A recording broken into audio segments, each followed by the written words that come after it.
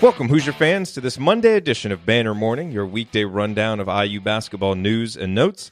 I'm Jared Morris, host of the Assembly Call, and we're one day away from Indiana's rematch with Purdue. In upcoming schedule news, Indiana, losers of 10 of their last 11, will play 3 ranked teams in the next 7 days. Number 12, Purdue, visits Simon Skjodt Assembly Hall on Tuesday. Then Indiana travels to Iowa City to face number 21, Iowa on Friday, followed by a home matchup against number 20, Wisconsin, next Tuesday. On the one hand, it's a tremendous opportunity for Indiana to right the ship in short order and add 1, 2, or even 3 impressive wins to the Hoosiers' fledgling NCAA tournament and NIT resumes.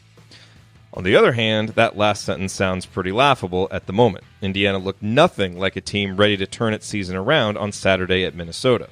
Quite the opposite, in fact. In his post-game press conference, Archie Miller professed the need for, quote, drastic changes to the way we're doing things right now, unquote.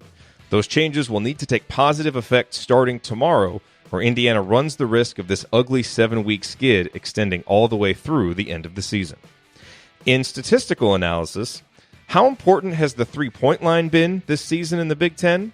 Well, if you didn't know anything about the current Big Ten standings, and all you had was a rundown of each Big Ten team's current stats on both offense and defense for three-point percentage and three-point volume, you could fairly accurately predict the current standings. For example, Michigan's average ranking in each of those 4 three-point metrics is 4.25, which is the best in the conference. No surprise, they are tied for first place with Michigan State, who is third with an average ranking of 5.25 in the 4 three-point metrics.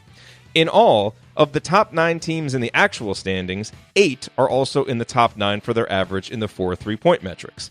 Of the bottom 5 teams in the actual standings, 4 are also in the bottom 5 for their average three-point metric. Northwestern is the major outlier. And to the surprise of no one who has watched Indiana play this year, the Hoosiers are at or near the bottom in each of those 4 metrics and dead last in terms of overall average. On defense, Indiana is 12th in three-point percentage allowed and 10th in the amount of opponent field goal attempts that are threes. On offense, Indiana is 14th in three-point percentage and 12th in the amount of its field goal attempts that are threes. This marks the second consecutive season in which Indiana has been below average in the Big Ten in three-point offense and defense. And as bad as last season felt, this season has been much worse. As Archie Miller and his staff assess the carnage of this collapse, figuring out how to take advantage of the three-point line rather than be decimated by it should be at or near the top of the list. For the links mentioned in this edition of Banner Morning, visit assemblycall.com. We'll be back tomorrow with a brand new edition of Banner Morning. Until then, keep your elbows in and your eyes on the rim. Go Hoosiers.